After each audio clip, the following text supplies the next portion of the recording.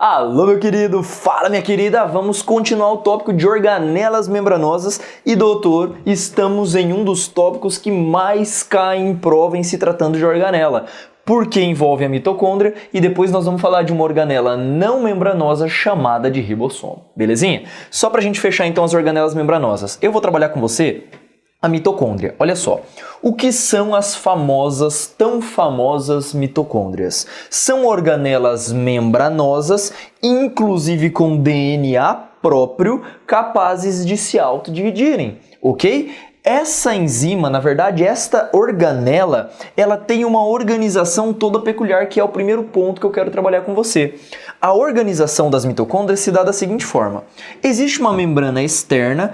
Na sua prova pode aparecer como outer membrane, ok? Membrana do lado de fora, membrana externa, e existe também uma membrana citoplasmática interna. Então, o primeiro ponto para você notar das mitocôndrias é que ela apresenta duas membranas, uma interna e outra externa. E esse espaço entre as membranas, nós vamos ver daqui a pouquinho que ele é chamado de espaço intermembrana, naturalmente com alta presença de íons H+, portanto com um pH ácido aí, beleza? Além dessa estrutura, eu tenho uma membrana externa, uma membrana interna. Dentro desta mitocôndria existem vários ribossomos procarióticos e também uma figura de DNA circular, que é naturalmente um DNA também genômico, né? Que a gente chama. Existe uma hipótese, doutor, você me perguntaria, Pedro, mas por que essa organela ela apresenta DNA? É DNA humano esse aqui? Doutor, não. Esse DNA mitocondrial, ele tem várias importâncias de cunho genético e forense, mas aqui não nos cabe trabalhar com isso nesse momento. Você sabe que a mitocôndria, ela é uma organela advinda da mãe. Você sabe que as organelas, a chamada mitocôndria, ela tem origem materna. O pai não doa para você as suas mitocôndrias, pelo menos não em regra, beleza? Para sua prova é isso aqui que eu quero que você lembre. As mitocôndrias, elas têm origem exclusivamente materna, mas nem sempre foi assim. Sabe por quê, doutor? Existe uma hipótese chamada de hipótese endossimbiótica. Quando você estuda evolução e origem da vida na Terra, você aprende que a atmosfera terrestre primitiva ela é composta de vários gases. Nós temos vapor da água, nós temos metano, nós temos nitrogênio, ok? Esses gases, na prática, eles são, e principalmente a amônia também, altamente tóxico, eles não permitiam que existisse vida à época na Terra, inclusive com muita liberação de radiação desses componentes. E aí o que se teve na prática foi o seguinte, olha que interessante. Dentro dessa estrutura, dentro do planeta Terra, surgiram os primeiros seres que eram isolados, que tinham um meio interno isolado de um meio externo. A esses seres deu-se o nome, uns seres formados, na verdade, por alguns aminoácidos, que eles eram chamados de coacervatos. Ao longo do estudo, tem-se uma noção que as primeiras células que surgiram foram as células procariontes e logo em seguida as células eucariontes. Em tese, as células eucariontes são células mais evoluídas e são células mais complexas do que as células procariontes.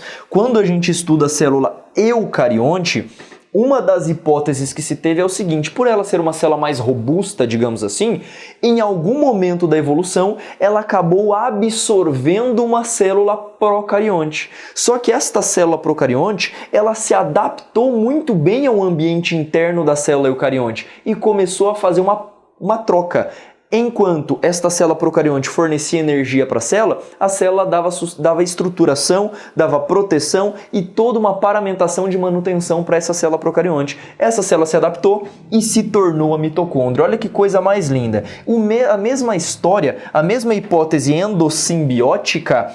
Endo significa interno. Simbiose é uma relação ecológica em que os dois são beneficiados, ok? Nessa hipótese endossimbiótica, há que se falar naturalmente em organelas que possuem DNA. Então nós temos cloroplastos sofrendo esse tipo de hipótese e nós temos também a mitocôndria supostamente tendo origem a partir dessa teoria, dessa hipótese endossimbiótica, muito famosa também aí em prova, ok? Então ela tem DNA porque antigamente essa organela era um ser autônomo procarionte, por isso que ela tem DNA próprio. Aí você pode lembrar essa estrutura. Só que esse DNA, hoje já se sabe que o DNA mitocondrial, para quem é de genética forense, você já tem uma noção que esse DNA mitocondrial, ele é um DNA pobre. Ele não consegue produzir todas as proteínas de sobrevivência hoje de uma mitocôndria de forma autônoma. Ela não consegue. A mitocôndria se tornou dependente de estruturas produzidas pelo DNA nuclear. E aí sim, o DNA nuclear envia alguns tipos de proteínas para dentro da mitocôndria.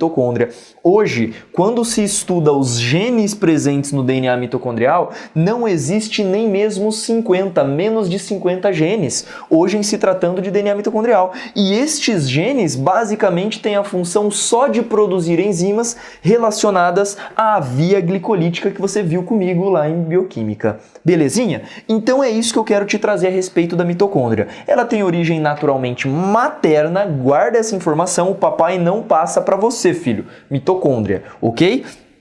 Essa mitocôndria eu coloquei para você só para você entender um pouquinho melhor, uma divisão um pouco mais didática acerca das regiões dessa mitocôndria. Então existe uma membrana externa que eu já falei para você. Detalhe, essa membrana externa, ela é formada por poros. E esse poro, ele permite passagem de moléculas de até 5 kilodaltons, beleza? A membrana interna, que é essa em roxo que eu coloquei para você aqui, ela é muito mais seletiva, sendo que somente passa por ela moléculas que apresentam proteínas carreadoras, por exemplo, a carnitina, belezinha? Então, nesse caso, estamos diante de uma estruturação da membrana externa, depois eu tenho espaço intermembrana. Lá na respiração celular, você viu comigo que existe um complexo 4, chamado de ATP sintase. Esse complexo bombeia prótons de hidrogênio para dentro da célula novamente, para dentro da matriz mitocondrial, que é essa região mais líquida onde o DNA está mergulhado, fazendo com que seja produzido ATP nesse mecanismo. Só que os complexos 1 e 2 mandam hidrogênios para esse espaço intermembrana, bombeiam hidrogênios para esse espaço e captura o seu elétron para que ele pule entre os citocromos lá, igual nós conversamos. Então, nesse caso, essa porção aqui, ó, chamado de espaço intermembrana, ele apresenta uma alta quantidade de íons hidrogênio, portanto, nesse caso, apresentando um pH muito, mas muito ácido, tá? Existe também a membrana interna, lembrando que estas regiões de dobramento mais profundos da membrana interna têm uma nomenclatura chamada de crista mitocondrial. Pedro, o que é a crista mitocondrial? Nada mais é do que um dobramento da membrana interna. Tranquilão. É lá que se localiza principalmente os complexos e a ATP sintase em se tratando de respiração celular e oxidação fosforilativa. Beleza? E por fim a matriz mitocondrial, que é esse líquidozinho. Doutor, a mitocôndria apresenta DNA próprio e apenas organela do tipo ribossomo. Nós não encontramos outras organelas, inclusive membranosas, dentro dessa mitocôndria. Fechamos então o entendimento a respeito dela e só para a gente compreender e matar o tópico, vamos falar das funções. Olha só, a mitocôndria basicamente tem 3 funções. Ela está envolvida em várias vias bioquímicas, várias. Se a gente pegar ciclo de ureia, quando a gente pega a questão relacionada à apoptose e por aí vai, há que se falar em atuação da mitocôndria. Então, primeira função primordial, a mitocôndria ela armazena cálcio. Segunda função primordial, a mitocôndria ativa vias bioquímicas. E terceiro, fornece energia por meio tanto da matriz mitocondrial desencadeando o ciclo de Krebs, assim como a fosforilação oxidativa, ok? Nesse caso, estamos diante da respiração celular do tipo aeróbia, belezinha? Tudo isso sendo função básica da mitocôndria. Lembrando que a principal que cai em prova é essa aqui de fornecer ATP, fornecer energia para essa célula aqui. Belezinha? Vamos falar então agora de outra organela. Finalizamos a mitocôndria e agora eu quero conversar com você a respeito do ribossomo. Doutor, o ribossomo ele é uma organela não membranosa, óbvio, formado basicamente por RNA ribossômico e proteínas de adesão. Não sei se você se lembra, eu citei que lá no núcleo existe uma região de concentração de síntese de RNA ribossômico, chamada de nucleolo. Esse RNA ribossômico ele é produzido no núcleo e é enviado diretamente ao citoplasma. Chegando no citoplasma, Esse RNA ribossômico se adapta, se liga a algumas proteínas e lá consegue exercer a sua função de síntese de proteínas, ok? Lembrando que ribossomos de procariontes e eucariontes não são iguais. Os ribossomos de seres procariontes são menos complexos e aí existe uma unidade de peso em centrifugação, que é esse S aqui. Os seres procariontes, eles possuem ribossomos, tudo bem. Todo e qualquer ribossomo, doutor, apresenta duas subunidades. Uma subunidade maior, grandona, mais pesada, e uma subunidade menor, mais simples, mais tranquila aí na prática. Beleza. Dentre essas subunidades, as células procariontes, as duas juntas dão um peso molecular em centrifugação de 70S. Enquanto, se eu separar cada uma das subunidades, eu detecto 50S na subunidade maior e 30S na subunidade menor. Aí você vai dizer, Pedro, mas não está batendo as contas? 50 mais 30 é 80, mas as duas juntas é 70? É. Por quê? Porque justamente se eu tiver as duas subunidades juntas, não sei se você se lembra, na centrifugação eu tenho mais compactação, como eu tenho mais peso. Portanto, elas separadas pesam mais do que elas juntas. Beleza? Existe também os ribossomos de eucariontes. Nesse caso, ele tem uma formação, um peso molecular em centrifugação de 80S, sendo que a subunidade maior apresenta 60 e a subunidade menor um total de 40. Lembrando que as duas juntas sempre vão apresentar um peso menor, porque na hora de centrifugar elas sedimentam um pouco mais. Show de bola? Isto vem a ser o ribossomo. E se a função do ribossomo é síntese de proteínas, nós vamos ter que conversar um pouquinho sobre a forma pela qual acontece efetivamente essa síntese de proteínas. Vamos tentar entender mais ou menos como é que acontece essa síntese proteica. Primeiro, as duas subunidades do ribossomo, uma maior e uma menor, elas ficam separadas no citoplasma, elas não ficam juntas. Ao chegar o RNA mensageiro lá do núcleo para o citoplasma, lembrando, doutor, que o RNA, em se tratando de eucariontes, ele vem em uma forma bruta lá no núcleo, precisa ser processado e só aí sim, chamado de transcrito secundário ou RNA mensageiro propriamente dito, ele é direcionado para o citoplasma. Então nós temos que o RNA mensageiro, ele é produzido no núcleo, processado no núcleo e em seguida ele é enviado ao citoplasma para se acoplar à subunidade menor do ribossomo. Quando ele se liga na subunidade menor do ribossomo, automaticamente há uma alteração conformacional desse ribossomo aqui que atrai a subunidade maior. Essa subunidade maior se encaixa sobre a subunidade menor e começa assim a tão querida síntese de proteínas. De que forma? Vamos lá. Primeira coisa que acontece. Existe uma forma de RNA que nós chamamos de RNA transportador, ou tRNA. Esse RNA transportador, ele transporta um aminoácido na sua cadeia. Então, se a função é síntese de proteínas, eu tenho RNA mensageiro sendo oleonomenclatura traduzido em proteínas. Percebeu?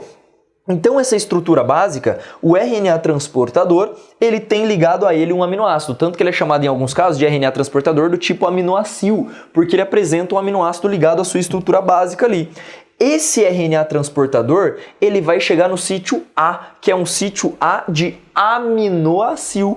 Percebeu? Chega o RNA transportador aqui, olha que interessante, ele chegou aqui, ele vai se ligar ao anticódon. Na verdade, ele vai se ligar ao códon do RNA mensageiro, o anticódon que ele apresenta. Então, se você for analisar um RNA transportador, ele tem mais ou menos uma carinha assim, ó. Olha que interessante. Esse RNA transportador, ele tem na sua extremidade um anticódon, aqui, ó. Imagina que o anticódon seja CCG. Enquanto aqui atrás ele carrega o aminoácidozinho com ele. Esse anticódon tem que ser complementar ao códon GGC. Concorda comigo? Esse códon GGC está presente no RNA mensageiro. Então esse RNA transportador vem, havendo complementaridade, automaticamente ele libera esse aminoácidozinho aqui, ó. Ele liberou esse aminoácido aqui, bonitão. Ótimo. Em seguida, nós temos a formação da ligação peptídica, quando houver a chegada do próximo. Mas aqui, como ele já se ligou e liberou o aminoácido, ele será deslocado para o sítio P. Pedro, o que é o sítio P? P de peptidil, é onde é formada a ligação peptídica. Então estamos diante do sítio aminoácido e deslocamento do RNA transportador para o sítio peptidil. Se esse sítio aminoácido é deslocado, você vai perceber que, na verdade, a liberação do aminoácido não se dá no sítio aminoácido, mas no sítio peptidil. Então, na prática, esse aminoácido ele é deslocado junto com o RNA transportador para cá. E aí, o que acontece? Em seguida, ele sai daqui e outro RNA transportador, que eu vou colocar em vermelho para você, chega aqui nesse sítio e libera o segundo aminoácido aqui. Em seguida, eu tenho então deslocamento novamente dessa fita e esse aminoácido que foi deixado aqui, ele será ligado com esse primeiro que está no sítio peptidil, com o primeiro RNA transportador que chegou. Esta ligação peptídica, ela é formada, olha o que eu vou dizer, de maneira espontânea. Não precisa necessariamente de uma enzima, mas a peptidiltransferase é uma enzima que organiza esses dois aminoácidos, direcionando estericamente a sua reação de peptidização. Vale dizer, formação da ligação peptídica com liberação de uma água. Essa enzima, ela não atua diretamente sobre a ligação é espontânea. A peptidiltransferase simplesmente organiza, direciona os sítios. É como se fosse um namoro. Imagina o seguinte, você vai dar o seu primeiro beijo na boca. A amiga da menina bota a menina na sua frente e você fica na frente dela. A iniciativa tem que ser tua de beijar, não tem? Pois é, a reação é espontânea. Agora, teve aquele amigo e aquela amiga que colocou os dois frente a frente. Essa é a função da peptidiltransferase. Belezinha? Então essa peptidiltransferase vai atuar desta forma, formando ligação peptídica. Em seguida, o RNA transportador que já liberou o aminoácido dele aqui, ele é deslocado para um sítio chamado de sítio end, ou fim. Esse sítio end faz com que esse RNA transportador saia do ribossomo e capture um novo aminoácido para que possivelmente venha reestruturar, reconstituir esse ciclo de síntese proteica. Então nós temos várias etapas. Primeiro, o RNA transportador se liga num sítio chamado aminoácido. Esse sítio é deslocado para o peptidil e em seguida para o end. Então o RNA ribossômico ele apresenta 3 sítios. Doutor, se você for procurar imagem de RNA ribossômico antiga na internet, você só vai achar 2 sítios, hein? Hoje já se sabe, por biologia molecular, que esse RNA ribossômico ele apresenta 3 sítios. O end, o peptidil e o aminoácido. Beleza? Então essa é a sequência que se tem a respeito da síntese proteica. Por fim, deslocamento e liberação. Lembrando que existem alguns RNAs transportadores que apresentam anticódon, mas não têm capacidade de carregar um aminoácido. Esses são os famosos sítios de terminação de síntese proteica. Ele chega aqui, não tem nada para liberar, terminou a síntese de proteínas. São 3 códons que trabalham com isso daí em se tratando do RNA mensageiro. 3 códons que eu coloquei para você na tabelinha da parte relacionada à síntese de proteínas. Para finalizar, deixa eu só trazer para você uma comparação agora, para a gente fechar a respeito de células vegetais com células animais. Migão, só para a gente fechar o tema, ainda em se tratando de células eucariontes, eu quero apresentar para você uma célula vegetal. Ela é uma célula um pouquinho diferenciada em relação à célula animal. Lembrando que como a célula vegetal também é uma célula eucarionte, eu não tenho como passar o tema e não citar algumas diferenças que existem entre as duas, belezinha? Então vamos lá. Eu já falei para você que existe o núcleo. O núcleo existe tanto em célula vegetal quanto em célula animal. O retículo endoplasmático rugoso e o liso também existe tanto em célula animal quanto em célula vegetal. Hoje os lisossomos, ó que bonitinho, os lisossomos estão presentes também em célula vegetal e em célula animal, assim como as mitocôndrias e o complexo de Golgi ou aparato de Golgi. Perfeito. Agora, eu coloquei uma estrutura destacada em vermelho que eu quero conversar com você um pouquinho, e uma segunda que é o vacúolo. Então vem cá. A célula animal, ela não tem vacúolo. Pedro, o que é vacúolo? É uma organela membranosa que tem um líquido aqui dentro e um vácuo. Olha que interessante. Esse vacúolo tem função de controlar a osmolaridade dentro daquela célula. Então o vacúolo, ele faz o controle osmótico daquele meio. Ok? Essa é a função. Pedro, como assim controle osmótico? É ele quem define se essa célula vai absorver mais a água ou liberar mais um pouco de água. Por isso que é o controle osmótico da pressão osmótica dentro dessa célula, na expectativa de torná-la hábil à sobrevivência. Belezinha? Esse vacúolo, então, apenas em células vegetais. Perfeito. Aí eu coloco o cloroplasto. Doutor, cloroplasto é a organela responsável por fazer a fotossíntese fotossíntese. Fotossíntese é a síntese a partir da luz, do fóton, beleza? Fotossíntese é um processo de obtenção de energia em que a planta consegue transformar dióxido de carbono mais água em glicose e outros compostos também, não apenas glicose, beleza? Então o cloroplasto é uma organela membranosa presente apenas em vegetais também, quando a gente compara célula animal e célula vegetal. Esse cloroplasto ele tem uma estrutura também peculiar. Ele, além de ser responsável pela fotossíntese, também apresenta duas membranas. Vale dizer, também tem duas membranas e DNA próprio, aderindo aí sim à teoria ou à hipótese endossimbiótica, beleza? Além disso, ele é capaz de se multiplicar dentro da célula justamente por ter esse DNA, da mesma forma a mitocôndria. Então, tanto o cloroplasto quanto a mitocôndria, eles se dividem muito na célula. Lembrando que o cloroplasto, ele é um dos tipos de plastídeos encontrado em vegetal. Meu Deus, Pedro, o que é um plastídeo ou um plasto? É uma célula rica em armazenamento de alguma coisa. No nosso caso, o cloroplasto ele vai ser rico em relação a alguns tipos de pigmentos responsáveis pela produção de glicose a partir da luz, que é a fotossíntese. Tranquilinho, bem de boa, chamado de clorofila. Você já deve ter ouvido falar da clorofila, é um pigmento, na verdade é uma molécula que tem aderida ali um grupamento por ligação coordenativa. Tudo bem. Nesse caso, o cloroplasto ele também então apresenta DNA próprio. Isso já foi cobrado pela VUNESP. Ele tem duas membranas, tem DNA próprio e é responsável pela fotossíntese. Nesse caso, plantas não precisam se alimentar, basta que elas tomem sol, belezinha? Justamente porque tem essa organela capaz de produzir glicose dentro dessa célula. Existe também a parede celular. Doutor, célula animal não tem parede celular, meu Deus. A parede celular de plantas é constituída de celulose. E a celulose nada mais é do que um polímero de glicose. Você viu isso comigo lá em carboidratos, belezinha? Então a parede celular é outra diferença que existe entre a célula animal e a célula vegetal, belezinha? Eu coloquei uma organela aqui chamada de peroxissomo. Pedro, o que são os peroxissomos? Cara, quando a gente pega os peroxissomos, são vesículas, são também organelas membranosas, ricas em oxidação, capazes de oxidar moléculas, principalmente pela presença de oxigênio reativo dentro dela.